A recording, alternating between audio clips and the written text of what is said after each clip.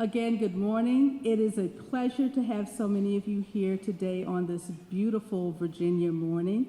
My name is Sherry Winston. I am the director here at the Rotunda, and it is a pleasure to welcome you to this beautiful building, a place which I call my second home. I spend as much time here as I do at my own home, and it is a good place to be 99% of the time. So I am delighted that you all came out to hear this wonderful program that we have planned for today. I think you will be intrigued. I think it will be interesting, and we will learn more about the power of storytelling and what it means and how it helps us get to know one another better. So without further ado, I am going to step aside and let Karen come up and introduce the next part of our program.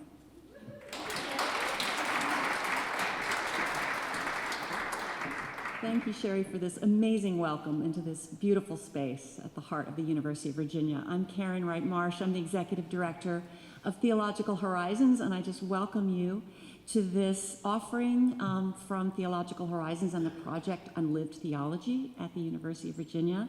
This is kind of the second day of the Scoper Lectures in Christian Thought. Some of you were with us yesterday in the Dome Room, or in Old Cabell Hall, for David Brooks's lecture and his conversation with Melody, the welcome table with pie. I actually have some pie in my fridge, left over from that. But the richness of this conversation and this welcome is extended through this morning. So I am really delighted and pleased to introduce to you Matt Weber and Nicholas Ma, who are going to sit together and discuss how movies make us human. Matt Weber is the Chief Creative Officer here at the University of Virginia. He's Senior Advisor to President Jim Ryan. He is also the author of an incredible book called Operating on Faith, a painfully true love story, which I commend to you. He is a teacher, a writer, a friend to many of you. Please check out his writings in the New York Times and other wonderful places. And of course, he'll be speaking with Nicholas Ma, who's down here from New York, from Brooklyn. Welcome. He is, as you will see, an award-winning writer, producer, director based in Brooklyn. He produced the documentary Won't You Be My Neighbor? I think we'll get a taste of that.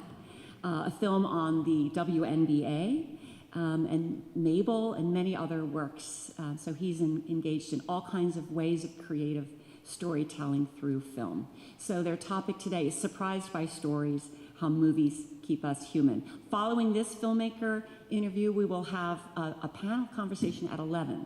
So I hope you can stay for that. So welcome. Thanks.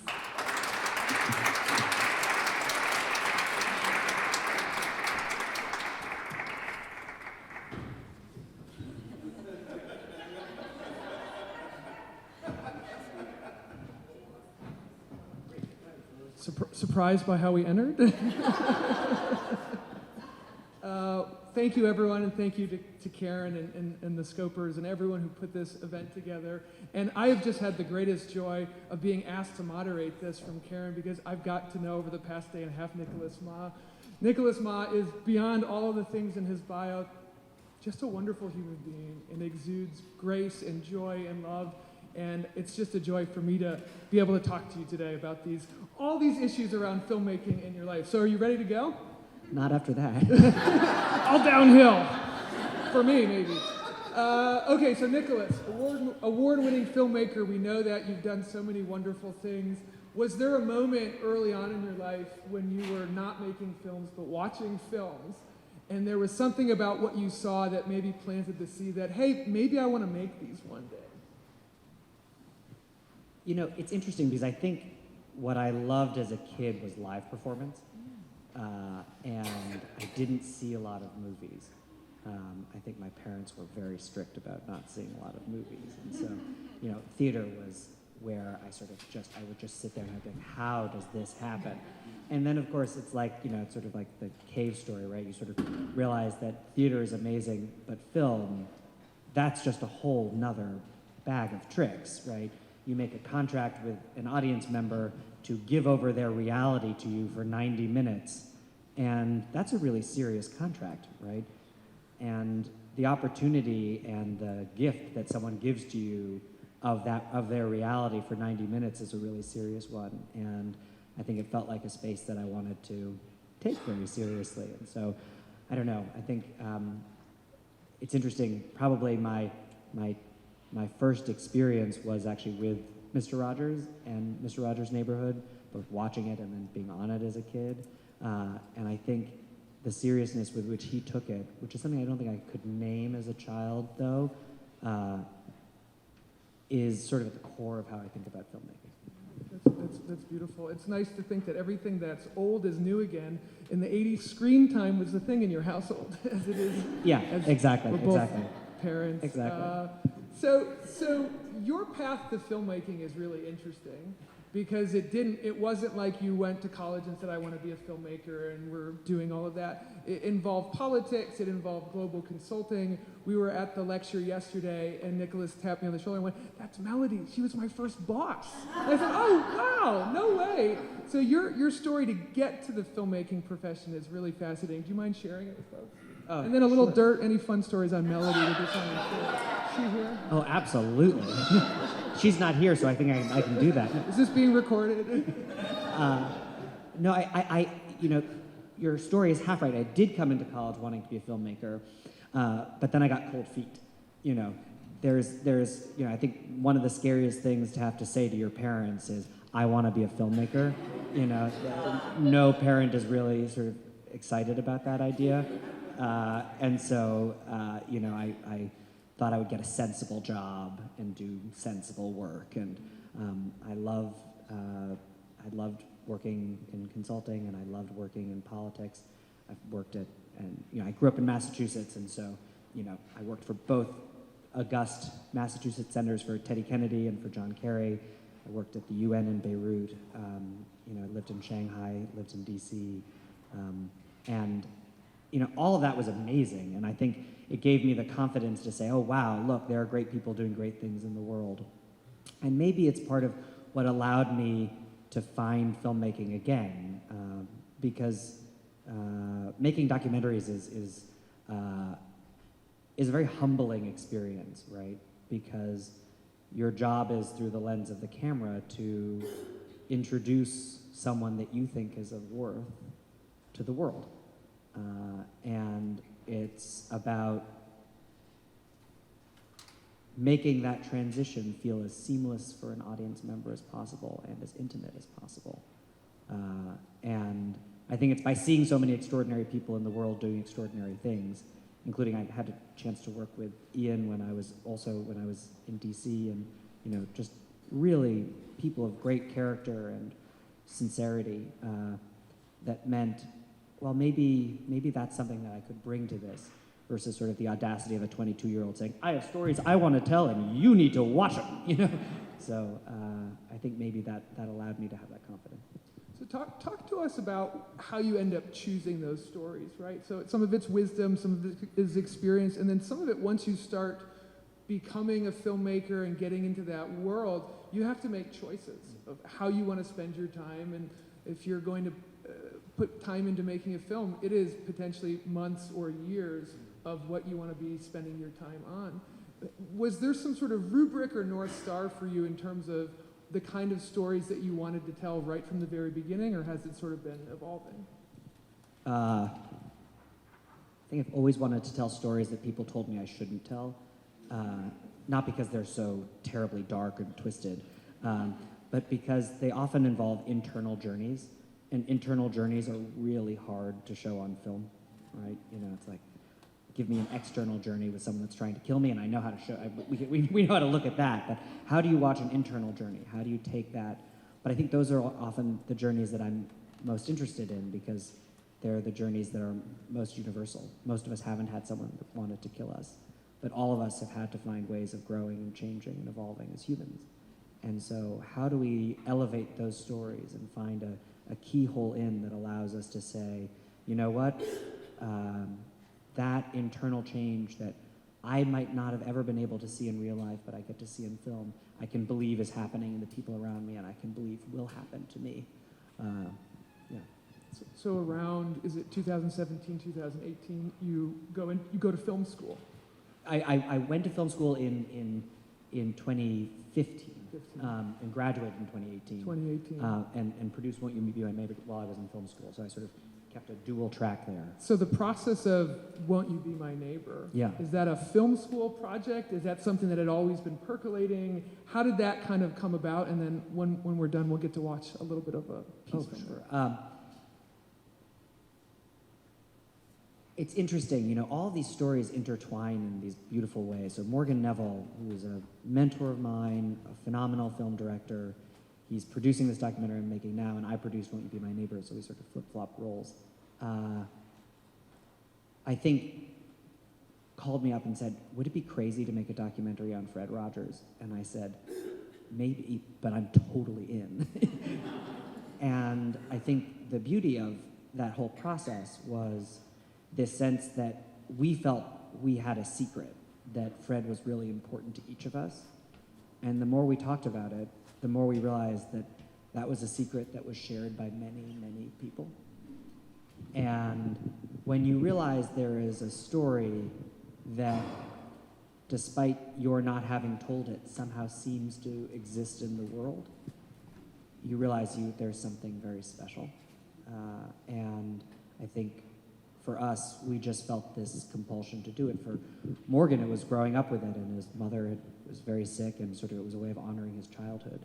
For me, Fred is, you know, my father's a musician, and the only time I've ever performed publicly with my dad was on Mr. Rogers' Neighborhood, and Fred was the only person who could convince me to do that, you know. So it's like there is this way in which he affected both of our lives that felt very personal, and yet he had done that for so many millions of people and generations. We thought, gosh, this is something that would be interesting to explore. Yeah, I think you'll even be able to see that in the 2.5 minutes that we have here. Do you mind playing the trailer for Won't You Be My Neighbor? A television program for children made its unauspicious debut on station WQED in Pittsburgh. Its host, Fred Rogers. Mr. Rogers? Yeah. I want to tell you something. What would you like to tell me? I like you. I like you, my dear. Thank you very much for telling me that.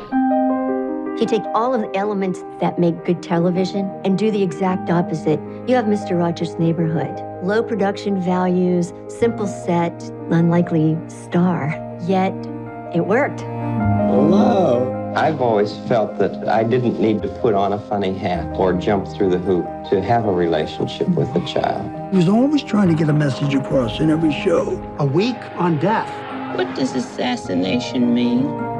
On divorce. Some people get married, and after a while, they're so unhappy that they don't want to be married anymore. He was radical. I know everyone says that, but he was radical. They didn't want black people to come and swim in their swimming pools. My being on the program was a statement for Fred. A neighborhood was a place where, at times that you felt worried, scared, unsafe, would take care of you. He had a singular vision of kindness and love. Love is at the root of everything. All learning, all relationships, love or the lack of it. Children have very deep feelings, just the way everybody does. There must be times when you do feel blue. I'm not feeling blue right now, though. Me neither. Won't you be my neighbor? Well, I suppose it's an invitation. It's an invitation for somebody to be close to you. The greatest thing that we can do is to help somebody know that they're loved and capable of loving. Won't you please, won't you please, please won't you be my neighbor?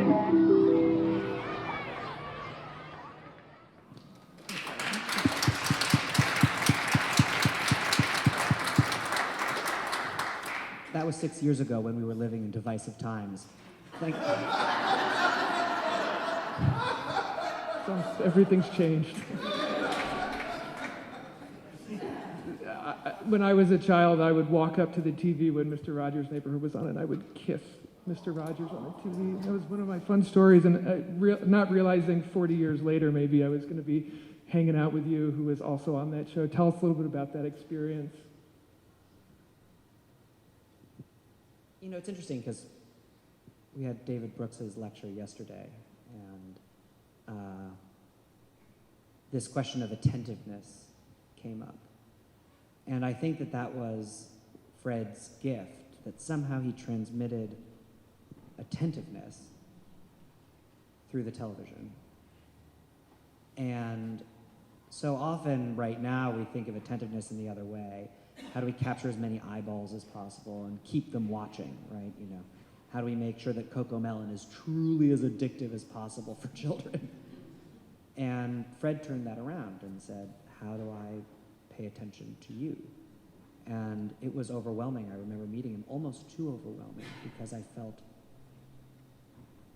like he had brought all of who he was to this encounter with me, and I didn't know what to do with it, except I knew that I would be safe.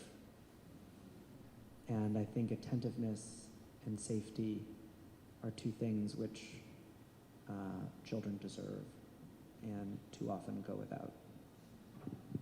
And the through line of all of that, too, is just how much love exuded from his personality and everyone who was watching it, people who were there. And I don't know, most people know this, but Fred Rogers was a Presbyterian minister whose faith and work sort of were intertwined through elements of that show.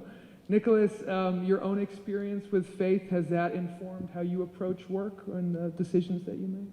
Well, I think it was, I mean, it's so fascinating, right? You listen to Fred's words, and if you have a background in Christian thought, you can see exactly where the translation happens, you know, from scripture through great Christian thinkers, right? You know, the most common book on Fred's bookshelf, most common author was Henry Nouwen.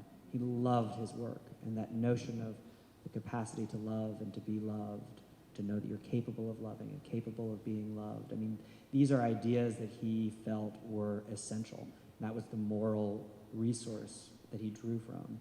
And I think for Morgan and me,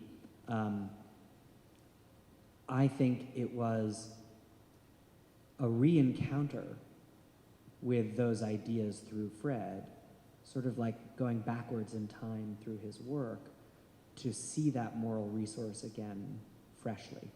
You know, I grew up in New England as an Episcopalian, and, you know, I've been making this movie in Grand Rapids where being a New England Episcopalian is sort of like right on the edge of whether you're Christian or not. You know?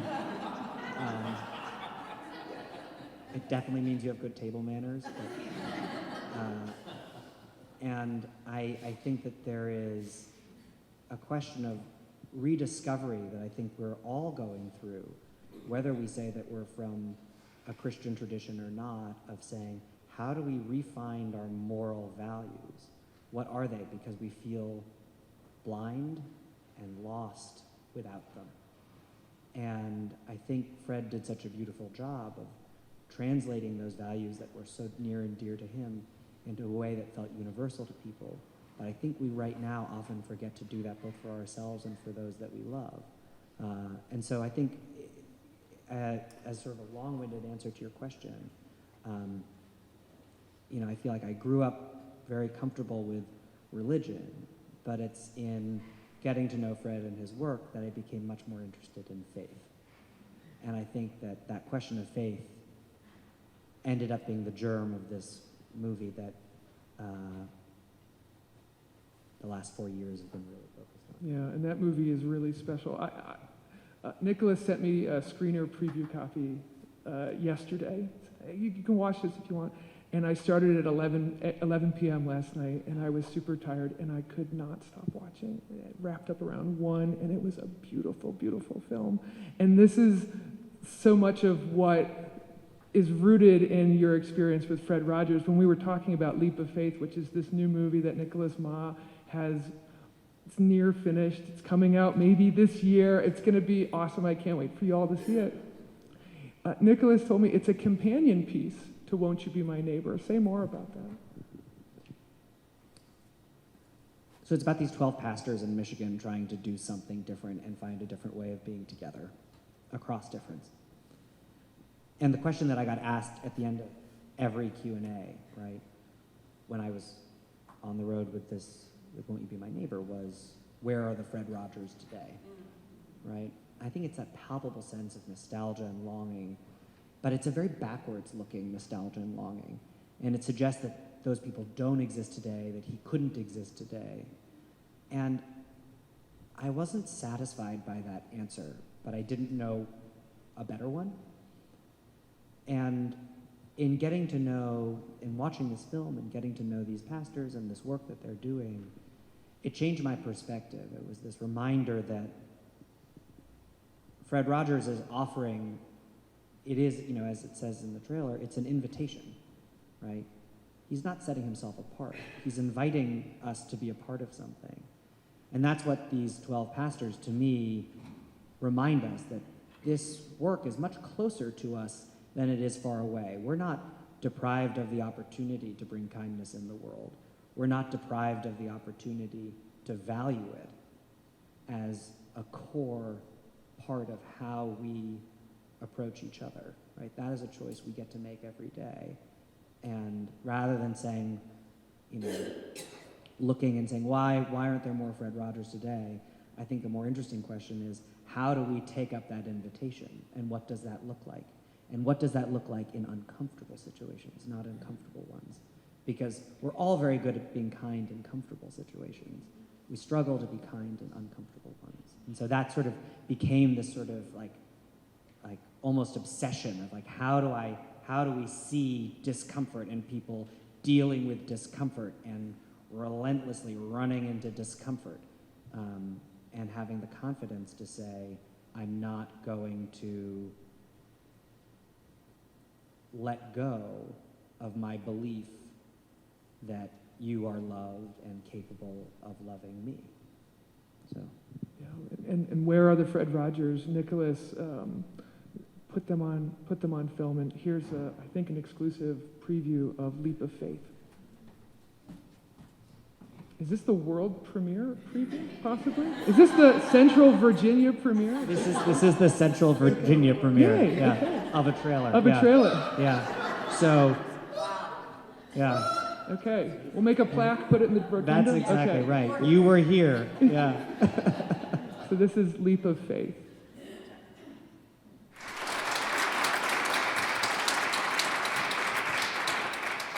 Talk about very timely and beautiful. Nicholas, tell us a little bit about how you stumbled upon this group up in Grand Rapids and when this project started. I mean, it's this fascinating, is it the Colossian Institute? The Colossian Forum, yeah. No, I think with Won't You Be My Neighbor, it was sort of surprising that the audience was split pretty equally between liberals and conservatives, between people of faith and people not of faith. And I don't think that's what I expected. You know, that wasn't what we were setting out to do. But something about what Fred was talking about seemed to resonate. And I think I wanted to explore that more deeply. What was it? What was it that made that resonate? And so this question of faith and how faith functions in our country and how faith ceases to function in our country just became the sort of thing churning in the back of my head. And Morgan and I had been asked to look at a different project on sort of the evangelical movement in the States, and the people who were behind the project had sort of a very strong sort of political bent of what they wanted to do, and that's just not the type of movie that I like to make or that I frankly think is the best use of the medium. But in sort of doing the research, I came across Michael and his work, and you know, Michael's been working within congregations for about 15 years across young earth creationism, sexuality, politics, and I think he felt this urgency to do something bigger and to then, rather than work within Christian institutions, work across the faith overall to say, is there something left that connects us, right? Colossians 1:17, all things hold together in Christ. Do they or don't they? And I think it was scary for all of these pastors because I don't think anyone knew the answer going into this year. And I'm not sure all of us know the answer right now. And I think that exercise to take that question seriously was more dramatic and scarier and more beautiful than I ever would have anticipated. And it's one of those things where, you know, at the end of the movie, one of the pastors was saying, so when you cut this together, how are you going to depict the spirit? And I said,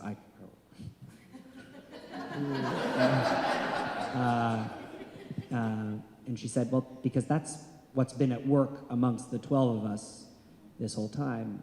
And it became a real that became a North Star for my editor and me, right? How do we leave room in this film for the spirit? Because when we go into uncomfortable situations or situations that feel like there is no answer, the only way you can walk in is a belief that something else is walking in with you that will do some of that work, because you can't do it on your own. But not to walk in the room, not to walk in the door, not to have the conversation, not to challenge yourself, to reach beyond what's comfortable, that doesn't feel like a good choice. You know, where are we then? Yeah, and the spirit is just present in this film. What was the conversation going into this film with the pastors in terms of, hey, we're going to take these very intimate conversations where you're going to be supremely vulnerable, and we're going to film it and edit it with some care? Did they have approvals of what would be in or be out? Like, I imagine there was some ground setting at the beginning of this. Well, we sort of joke that the title Leap of Faith is really a constant theme throughout the making of the film too, because, you know, it's not a really easy thing to go to people and say, I'm making a movie about a bunch of pastors, and not have people like slowly back out of the room, you know? Particularly when you live in Brooklyn, where people are like, there are 12 pastors left, you know?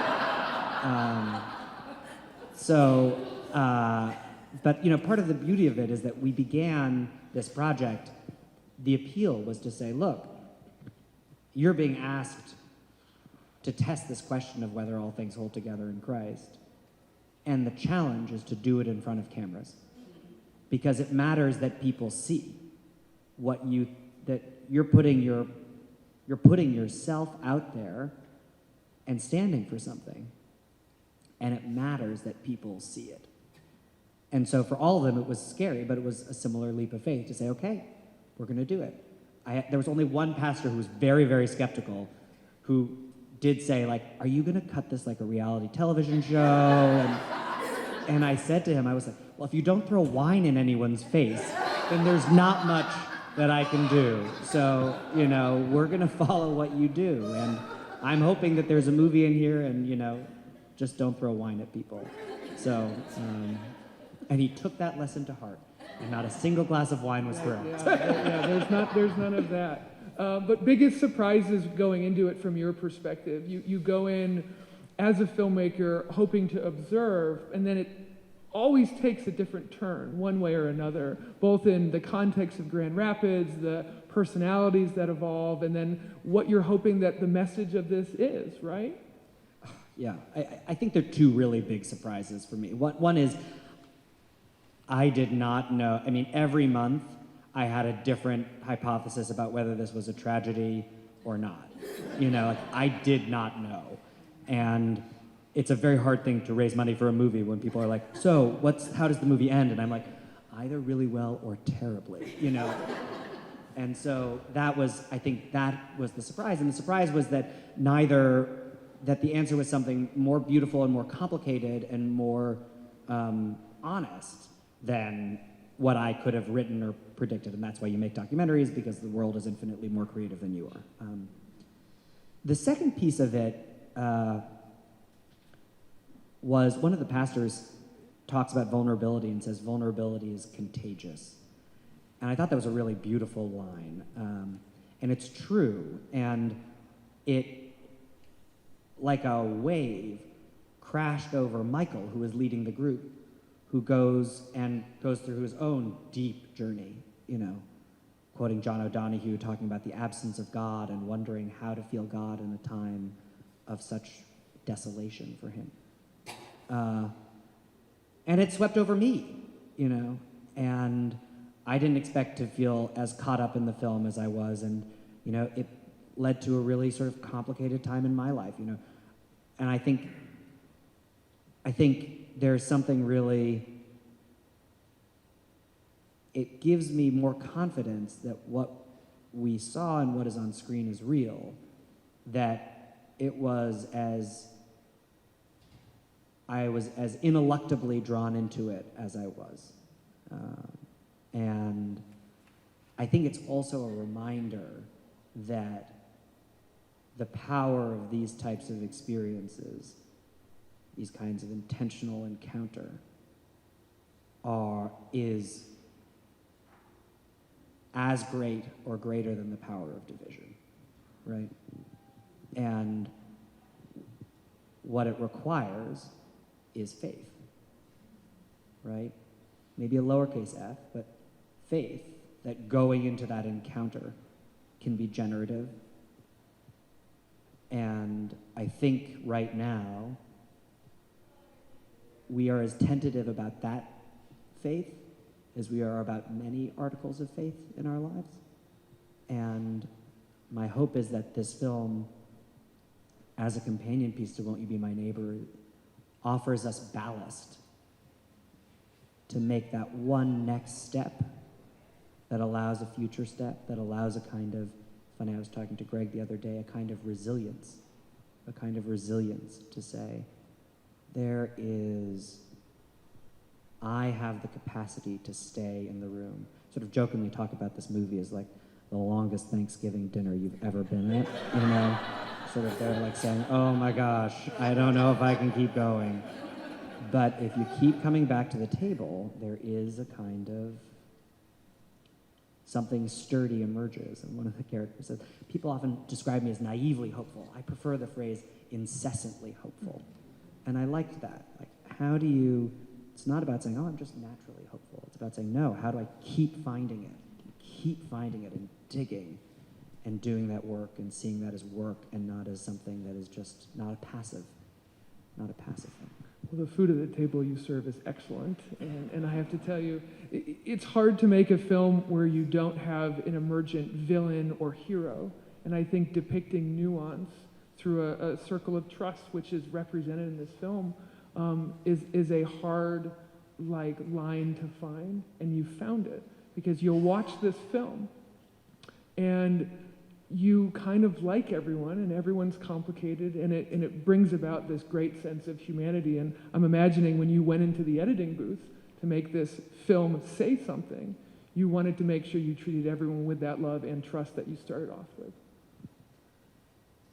You can't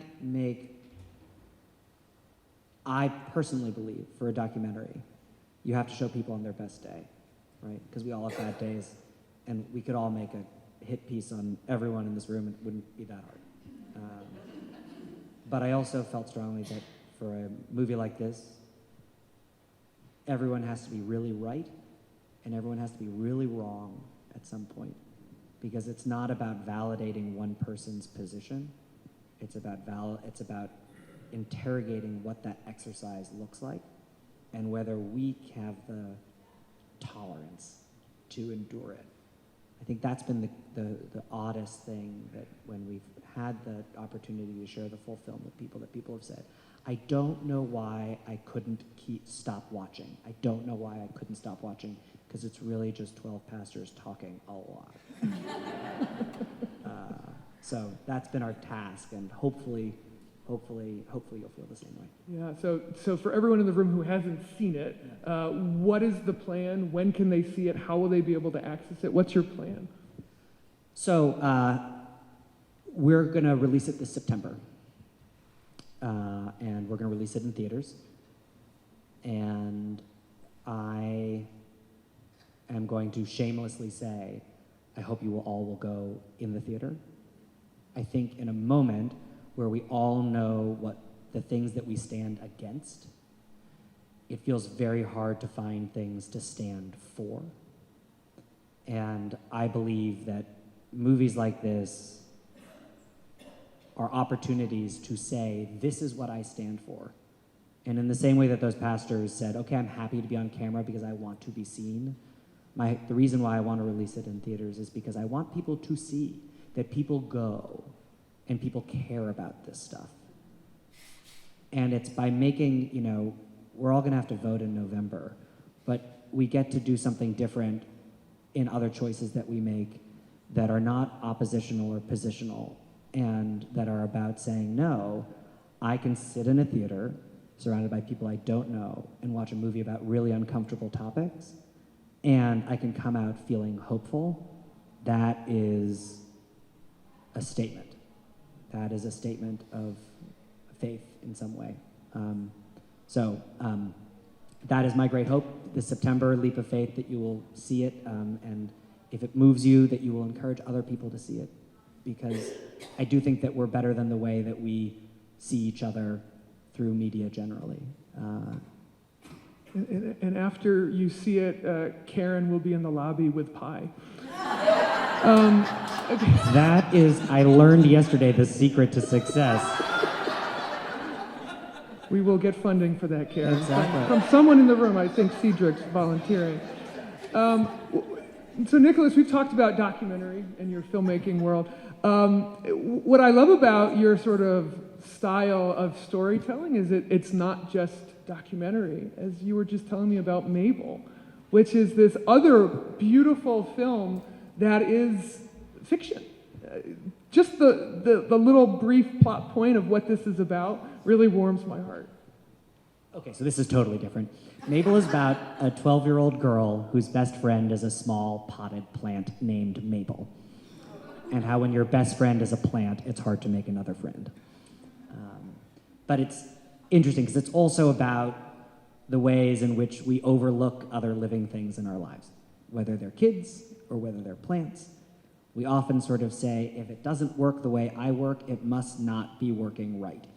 And there's something really beautiful about expanding our notion of what it means to live, whether we're sessile and rooted into the ground or walking on 2 feet, whether we're 12 or whether we're, 20 or 40 or 80.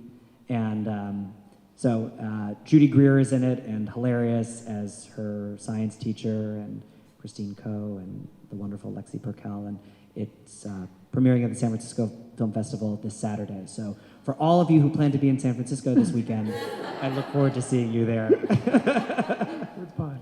With pie, yes, exactly. Yes, I'm gonna have to put that at the end of everything. It's like that fortune cookie thing. With pie. Nicholas, we've got about 9 minutes left, so we've got some rapid fire questions, and then we'll hopefully have some time for the audience. Okay, so you stayed in the Colonnade Club last night. Any fun student observations to report? I was promised more observations. But I have an 8-week-old child at home, so my observations were all from behind very, very closed eyes. Very good. Okay, best place to talk about God and filmmaking, the Pantheon in Rome or the Rotunda in Charlottesville? Play to the crowd. Play to the crowd. I think there's only one answer in this space. Okay. That said, I haven't been invited to the Pantheon. Okay, not yet. Not yet. We'll work on that one. And Nicholas, new father, 8-week-old. That's like yes. Talk about bonding. We're sitting waiting for the lecture yesterday, and Nicholas tells me he has an 8-week-old, and I goes, I've got a 1-year-old, and of course the first thing you do is you show the pictures on the phone. Beautiful, beautiful daughter.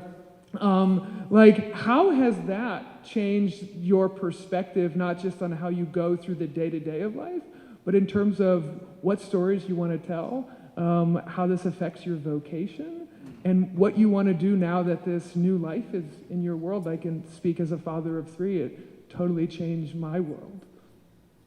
I'm still figuring that out.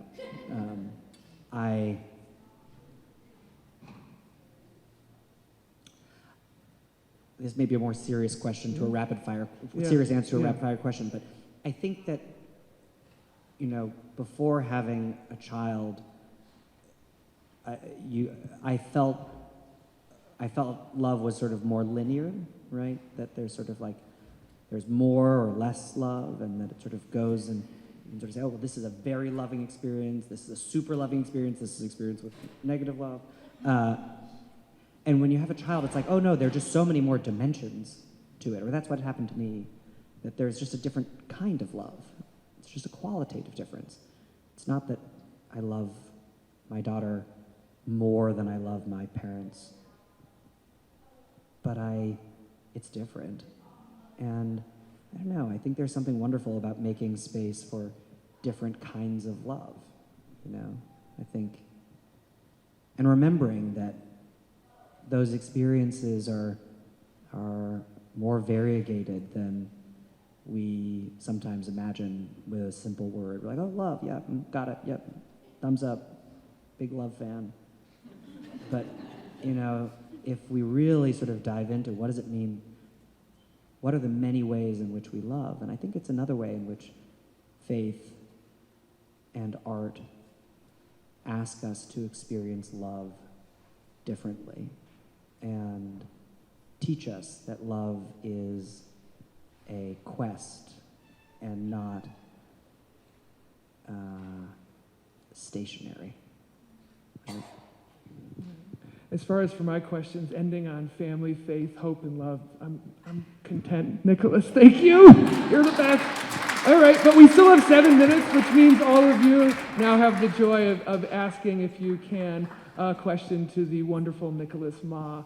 I don't know if there are mic runners or if it's just someone stands up. I saw your hand up first, sir. Did we have a microphone for you? And I'll keep talking until that microphone gets to you. And there it is. So, as a filmmaker, you want to influence people's thinking. Yeah. And you obviously go through the heart. So, what can we do as people who watch your films, or any great film, do to keep it in our heads and hearts? I mean, I imagine that we sit in the theater for an hour afterwards and either just sit quietly and reflect or talk with our neighbor. So what would you do? What would you have us do? I'm very tempted to give the venal answer of saying, watch it again. But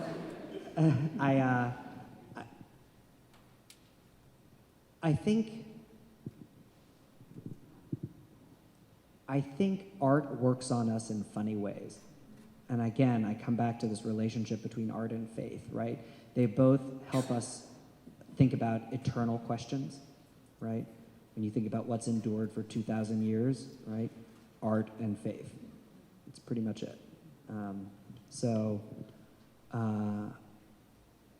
I think asking yourself how you feel, asking that question, not pushing that feeling away, but saying, what is it that I'm feeling right now? And then asking yourself a week later, do I remember that movie and do I feel anything about it now? And then asking yourself a year later, when I watch Won't You Be My Neighbor now, it means something different to me than it did then. And when I think about it now, it means something different to me than it did then. And I think that that is the power of great art, to which I aspire, that somehow it lives within you in ways that you can't predict.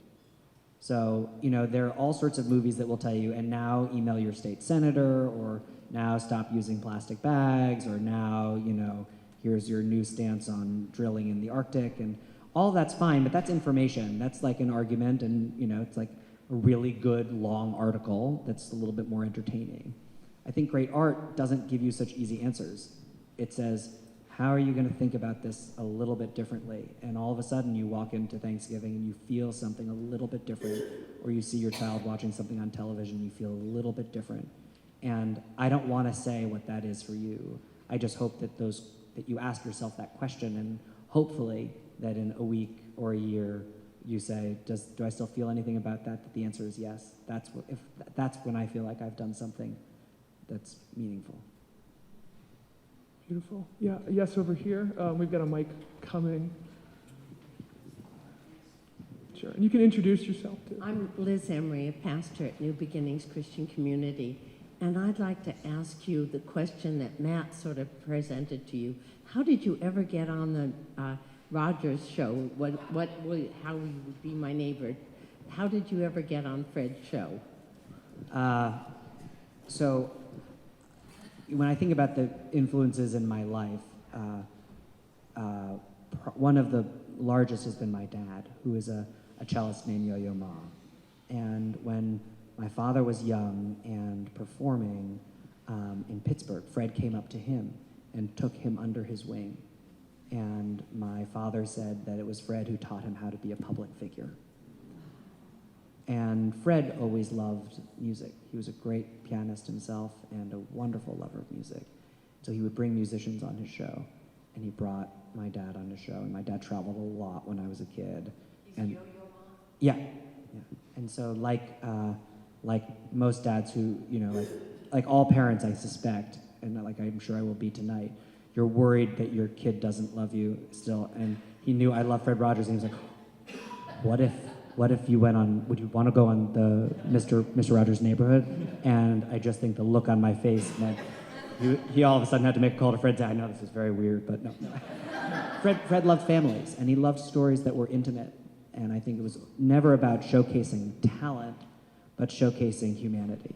And so he invited us to come on the show when we were kids. And then when I was 16, he called back and he said, I'm doing a program on growing up and what it means to grow up. And I think it would be really helpful if you would come on and let people see what it looks like to be 10 years older than you are all at once. And so, as a 16-year-old who was very self-conscious, I was like, I don't know if it's going to be great for my image making to be on the stage this movie. But also, no one says no to Fred, so I was like, of course I'm going to be there. And I'm so grateful. Great question. One over here. And you said you're a pastor, Nicholas, for Leap of Faith 2. Get her address? Okay, go ahead. Hi, Frank Scolacci. I play the cello. I met your dad years ago when you performed here at the Paramount. We were upstairs, and he was standing all alone in the corner. Nobody talking to him. I said, this is my opportunity to go meet the world's greatest cellist. I told him that I played an electric cello in a rock band. And I asked him if he had electric cellos, and he said yes. The joy on his face with the connection that we made as strangers, I see in you, and I just wanted to thank you for following in his footsteps, bringing joy to the world.